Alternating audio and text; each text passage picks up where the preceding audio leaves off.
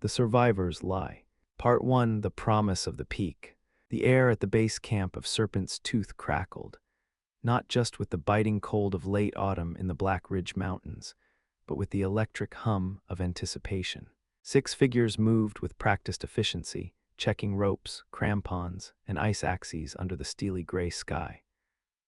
They were the core of the University Mountaineering Club, seasoned climbers chasing the adrenaline rush that only conquering a formidable peak could provide. Among them, Sarah watched Ben, his face alight with an almost feverish excitement. His breath plumed in the frigid air as he double-checked the knots on his harness, his movements precise and confident. They were that couple, the ones whose affection was an open, tangible thing, a small pocket of warmth in the often impersonal world of high-altitude climbing. They'd met through the club 2 years prior, their shared passion for the vertical world forging a bond as strong as the ropes they trusted with their lives.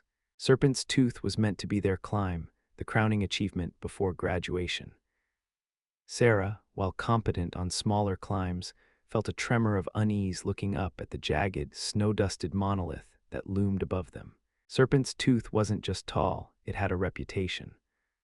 Locals spoke of sudden, violent storms that appeared from nowhere, of strange disappearances, of the mountain itself seeming malevolent. Superstition, Ben had called it, laughing it off as he traced the planned route on the map, his finger tapping the summit marker. The rest of the team radiated confidence. Mark, the expedition leader, was a taciturn veteran with eyes that seemed to have absorbed the gray of countless mountain skies. Liam, the jovial medic, was already cracking jokes, though a keen observer might have noticed the tightness around his mouth. Chloe and Dan, another couple, moved with the quiet understanding of long-term partners, their focus absolute. And then there was Ethan, the youngest, eager to prove himself, his energy almost vibrating. Sarah had voiced her concerns about the weather forecast. A low-pressure system was predicted to move in, potentially bringing heavy snow and high winds. "It's a narrow window, Sarah," Ben had argued gently the night before, his arm around her shoulder in their shared tent. "Mark thinks we can beat it. Quick push to the summit, 3 days max, then back down before it truly hits. It's Serpent's Tooth, we can't back down now."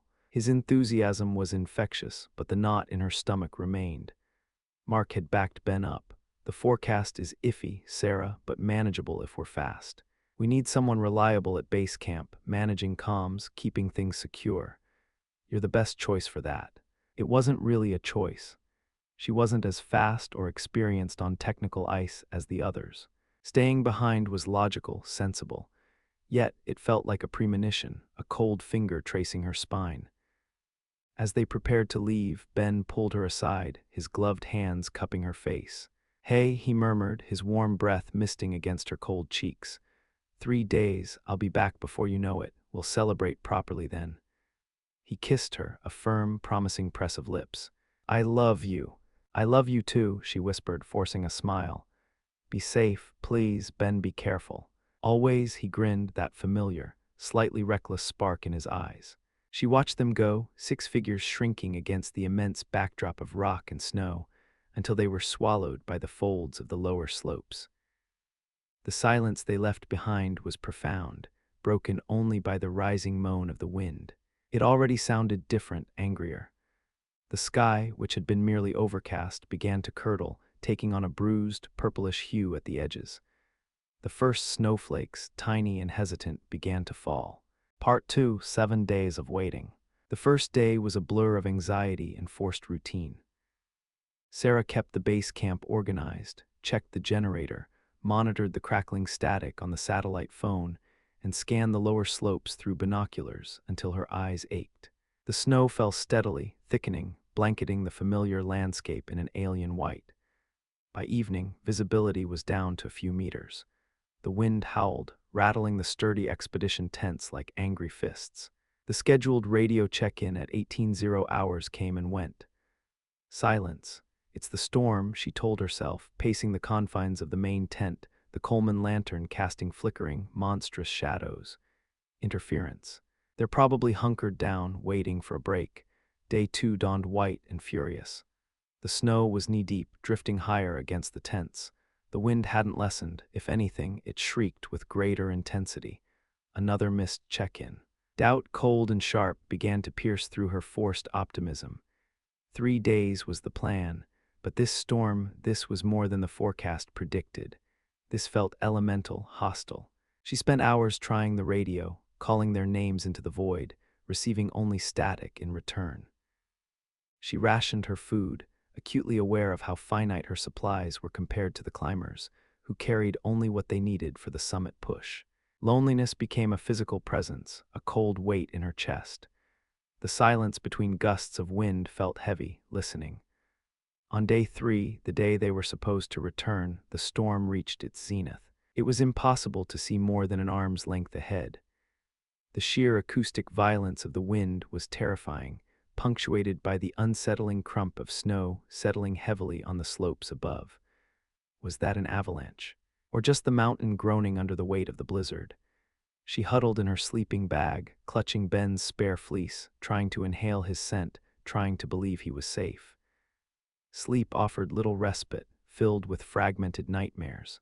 Ben falling into white emptiness, familiar faces distorted with frost and malice, the mountain itself opening a great, dark eye. Day 4. The storm began to ease slightly, the snowfall lessening, though the wind still gusted violently. Hope flickered weakly. Maybe they were starting their descent now. She scanned the visible slopes again, a desperate ritual. Nothing, just endless, hostile white. Day 5. A sliver of blue sky appeared, mocking her with its normalcy. The wind dropped to a mournful sigh. The silence now felt different, empty, vast, echoing her own hollowness. She tried the radio again, static. She screamed Ben's name into the uncaring air until her throat was raw. Day 6. Despair began to set in, cold and absolute. The 3-day window was long gone. Even accounting for the storm delay, they should have been back, or at least made radio contact. She started talking to herself, arguing with Ben, pleading with the mountain. The isolation gnawed at her sanity. Was that a flicker of movement high up? No, just wind-driven snow, a trick of the light. Or was it? She found herself scrutinizing the supplies left behind by the others. Liam's worn paperback, Chloe's spare gloves, Mark's stoic expression in a group photo tucked into a map case. Tangible proof they had been here, that they were real. That night's sleep was impossible. Every creak of the tent fabric, every sigh of the wind sounded like footsteps, like whispers just outside. She imagined Ben, injured, crawling back to her. She imagined the others, lost, freezing.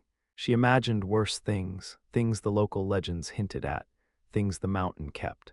Part 3, the return. It was late afternoon on the 7th day. The sky was clearer, though the air held a vicious, penetrating cold. Sarah was outside, numbly packing snow around the base of her tent when she saw it. Movement. High on the ridge where the climbing route descended. Her heart leaped, a painful surge against her ribs. She fumbled for the binoculars, her hands shaking so badly she could barely focus. Figures. Dark shapes against the snow, moving slowly, agonizingly slowly. 1, 2, 3, 4, 5, 5, not 6. A cold dread washed over her, extinguishing the fragile spark of hope.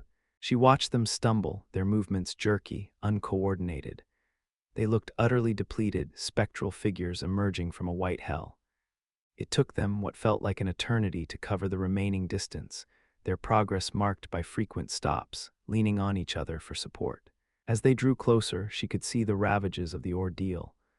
Frostbite blackened fingertips and cheeks. Ice clung to their beards and eyelashes. Their eyes, sunk deep into gaunt faces, held a terrifying emptiness. Mark was in the lead, his usual stoicism replaced by a haggard mask. Liam stumbled beside him, his arm wrapped crudely. Chloe and Dan clung together, moving almost as one entity, their faces blank. Ethan trailed behind, his youthful energy utterly extinguished, replaced by a haunted stare. Sarah ran towards them, her own exhaustion forgotten. "Mark, Liam, what happened? Where's Ben?" Mark stopped, swaying slightly. He looked at her and the emptiness in his eyes seemed to deepen. He didn't speak immediately, just breathed raggedly, the sound harsh in the thin air. The others avoided her gaze, shuffling their feet, looking anywhere but at her face. "Sarah," Mark finally said, his voice a dry rasp, cracked by cold and dehydration. There was an accident. The world tilted, the snow beneath her feet seemed to rush upwards. "No," she whispered. "No, where is he? Is he injured?" "Did you have to leave him?" Mark shook his head slowly, painfully. Frost crackled in his beard. "First day, Sarah, not long after we left base camp. We were traversing the Serac slope, unstable ice. The storm was closing in faster than we thought." He paused, swallowing hard. "A rockfall, sudden, no warning." He gestured vaguely back towards the mountain. "Ben, he was right in the path. There was nothing anyone could do. It was instantaneous." Sarah stared at him, uncomprehending. "The first day," the words felt alien, impossible. "But you've been gone 7 days." "We got trapped," Liam croaked, his face gray beneath the frostbite. "After the accident, the storm hit full force. Avalanche risk was too high to move. We were pinned down in a snow cave just below the slope. Barely survived. Only managed to start descending yesterday when it cleared enough." Chloe finally looked at Sarah, her eyes brimming with tears that froze almost instantly on her lashes. "We're so sorry, Sarah. We tried, there was just no time." "He died on the first day," Sarah repeated, the words echoing strangely in the vast silence. It didn't make sense. 7 days, they were gone for 7 days. Ben was gone, instantly. On the first day, grief, sharp and blinding, threatened to overwhelm her, but beneath it, something else stirred. A cold, sharp sliver of disbelief. Something felt off. The way they wouldn't quite meet her eyes. The synchronized, almost rehearsed way they told the story. The sheer, blank exhaustion that seemed too uniform, too absolute. "We came back," Mark continued, his voice low, almost conspiratorial. "We had to. Tonight is the 7th night since it happened." He looked around, his gaze sweeping the darkening peaks. "Up here, they say, sometimes, on the 7th night, the spirit, it might try to come back. To find what it left behind." Sarah recoiled slightly. "What are you talking about?" "It's mountain lore," Ethan mumbled, shivering violently, though perhaps not just from cold. "They say the spirit is confused, lost. It might try to reach out, especially to loved ones. We need to stay together," Mark stated, his tone leaving no room for argument. "Tonight, in the main tent, all of us, for your safety, Sarah. We need to be here in case he comes looking for you." Numbly, Sarah allowed them to guide her back towards the camp. The air felt colder, the shadows longer. Ben was dead, gone since the first day. Yet they were here talking about his spirit returning. It felt surreal, nightmarish. She looked at their faces again, Mark's grim determination, Liam's pained grimace, Chloe and Dan's shared trauma, Ethan's haunted youth. They looked like survivors, but survivors of what, exactly? Part 4, The Circle and the Shadow. The atmosphere inside the main tent was thick with unspoken tension. The Coleman lantern hissed, casting a pool of sickly yellow light that barely pushed back the oppressive darkness pressing in from outside. The 5 survivors huddled together, parkas zipped high, their breath misting in the frigid air despite the lantern's meager warmth. They had insisted Sarah sit in the very center, on a pile of sleeping bags. They formed a loose, protective circle around her. No one spoke much. Liam checked his makeshift bandage. Chloe stared blankly at the tent wall. Dan nervously fiddled with a carabiner, the metallic clicks unnervingly loud in the silence. Ethan kept glancing towards the zipped tent flap, his eyes wide. Mark sat like stone, his gaze fixed on Sarah, an unreadable expression on his face. Sarah felt trapped, suffocated. Grief warred with a growing, inexplicable fear that had little to do with Ben's supposed spirit. Why this ritual? Why the 7th night?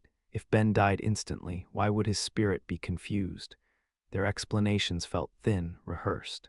Their exhaustion seemed performative. She remembered Ben's confidence, his skill. A simple rockfall on the first day. The wind had picked up again outside, moaning around the tents, a low, mournful sound that seemed to seep through the canvas. Every gust made the fabric ripple, casting distorted, dancing shadows. Sarah's heart hammered against her ribs. She kept thinking of Ben's face as he left, his promise to return. 3 days. They came back on the 7th day, a cold voice whispered in her mind. Thinking he might come back to find her. Mark's words, why phrase it like that? Why assume Ben's spirit would be the one returning? She looked at the faces around her again. Frostbite, yes. Exhaustion, yes. But something else too. A shared secret, a shared terror. Their eyes, when they thought she wasn't looking, held a flicker of something that wasn't grief, it was fear. Raw, primal fear, but fear of what? Of Ben's ghost. Or fear of Ben. The minutes crawled towards midnight. The tension became unbearable.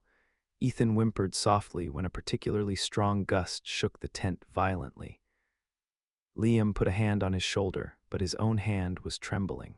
"It's almost time," Mark murmured, his voice raspy. "Stay calm, Sarah. Whatever happens, don't leave the circle. We're here." Sarah wanted to scream, to demand answers, to ask them why their stories felt hollow, why their eyes held that hunted look. But fear kept her silent, frozen in the center of their strange vigil. Then, exactly as the luminous dial on her watch clicked over to midnight, it happened. A sound from outside, not the wind, a heavy, dragging sound. Footsteps crunching unevenly on the snow, getting closer. Ethan gasped, scrambling back. Chloe let out a choked sob, burying her face in Dan's shoulder. Mark tensed, his hand instinctively going to the ice axe leaning against his pack. The dragging footsteps stopped right outside the tent flap. Silence, except for the frantic pounding of Sarah's own heart and the ragged breathing of the others. RRRRAPPP. The sound of tearing fabric was shockingly violent. The tent flap was ripped downwards, not unzipped, torn open with brutal force. Standing in the ragged opening, silhouetted against the faint, starlit snow outside, was a figure. Tall, broad-shouldered, unmistakably Ben. But not the Ben she knew. He was drenched, not just splattered, but soaked in something dark, viscous, that dripped heavily onto the snow. It coated his torn climbing gear, matted his hair, and smeared across his face, obscuring his features in the dim light. One arm hung at an unnatural angle. His breathing was a harsh, painful rasp, and his eyes. When they found hers, they were wide, blazing with a desperate, terrifying intensity she had never seen before. "Sarah," his voice was a shredded wreck, barely recognizable. He took a staggering step forward into the lantern light. The dark liquid covering him wasn't just dirt or melted snow. It was blood, so much blood. It looked black in the dimness, crusting in the cold. He lunged towards her, ignoring the others in the circle. His good hand shot out, fingers like icy talons closing around her wrist. His grip was impossibly strong, cold seeping through her layers, chilling her to the bone. "Sarah, come with me now, we have to run," he gasped, pulling her hard. Part 5, Who Do You Believe? Sarah screamed, a raw sound of pure terror wrenching against his grip. This couldn't be Ben. This blood-soaked, broken thing with frantic eyes and freezing hands, it felt wrong, monstrous. "No. Let go," she cried, struggling, kicking. The others reacted instantly. "Ben, stop," Mark shouted, raising his ice axe, though he hesitated to swing it. "It's not him, Sarah," Liam yelled, trying to grab her other arm. "It's the spirit. Don't go with it." "He's trying to take you," Chloe shrieked, her face contorted in fear. They surged forward, trying to pull her back, trying to break Ben's hold, but his grip was relentless, inhumanly strong. He dragged her stumbling towards the ripped opening, towards the freezing night outside. "Don't listen to them," Ben roared, his voice cracking, his eyes wild as he looked back at the others, a look of utter hatred and terror on his blood-smeared face. "They're lying, Sarah, listen to me." He pulled her bodily out of the tent, into the biting wind and swirling snow. The cold was a physical shock after the relative warmth inside. She fought him, terrified, confused, her mind reeling. The faces of her friends, framed in the torn tent opening, looked horrified, pleading with her. They looked like they were trying to save her. But Ben's desperation felt real too. His grip, though terrifyingly strong, felt urgent, not malicious. He kept pulling her away from the camp, stumbling over the uneven, snow-drifted ground. "Sarah, please," he choked out, his breath pluming violently, his body shuddering. He stopped for a second, forcing her to look at him, his bloody face inches from hers. The smell of iron and cold filled her nostrils. There was an accident the first day, but it wasn't rockfall, it was an avalanche. A massive one. His eyes bored into hers, frantic pleading. It took them all, Sarah, Mark, Liam, Chloe, Dan, Ethan, all of them. Swept away, buried, I saw it. I was on the edge, I got thrown clear, broken arm, head injury, but I survived. I was the only one. He gestured wildly back towards the camp with his good arm. The figures of the others were still visible, watching from the tent. I've been trying to get back down for 7 days, injured, crawling half the time. I saw the camp lights tonight. I thought I was safe. He lowered his voice, a raw, terrified whisper that cut through the wind. But those things in the tent, Sarah, they aren't your friends anymore. I don't know what they are, but they died up there. On the mountain, they aren't alive. They waited for me. Sarah stared at him, then back at the silent figures by the tent. Mark, Liam, Chloe, Dan, Ethan. Their faces were hard to read in the distance, obscured by shadow and swirling snow. They looked solid real, they looked concerned. Their story, though unsettling, was cohesive. They were the survivors, but Ben, his injuries looked horrifyingly real. The blood, the broken arm, the sheer, animal terror in his eyes. His story was frantic, broken, but delivered with the force of absolute conviction. He claimed they were the dead ones, that he was the sole survivor. The wind howled around them, whipping snow into their faces, erasing the tracks behind them almost as soon as they were made. Ben pulled her again, harder this time, away from the camp, deeper into the vast, unforgiving wilderness of the mountain night. Who do you believe, Sarah? His wrecked voice was almost lost in the storm. Them, or me, you have to choose. No. She looked back one last time at the warm, flickering light of the tent, at the familiar faces watching her, their expressions now seeming strangely static, strangely patient. Then she looked at the bloody, broken man dragging her into the freezing darkness, his eyes promising either salvation or a different kind of damnation. The mountain held its breath. The white silence waited for her answer. Who do you believe?